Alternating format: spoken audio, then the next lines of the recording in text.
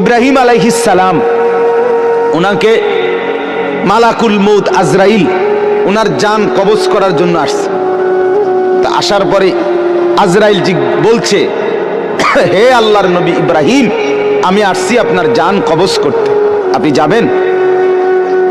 ইব্রাহিম আলাইহিস সালাম তখন মালাকুল মউত আজরাইলকে বলছে, আজরাইল কয়, বন্ধু আরেক বন্ধুর কি জান কবজ করে? বন্ধু কি বন্ধুরে মাইরা ফেলে? মানে আমি না আল্লাহর বন্ধু, তা বন্ধু কেমনে বন্ধুর মাইরা লায়? এটা কেমন কথা? আজরাইল গেছেন, আল্লাহ তাআলাকে শুনাইছেন। আল্লাহ তাআলা ফেরত আরেকটা কথা বলছে যে, আজরাইল তুমি গিয়ে এটা বলো ইব্রাহিমকে। এবার দেখো কি কয়।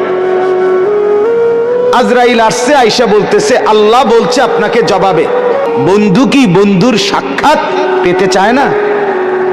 বন্ধুর সাক্ষাতে যাবেন না?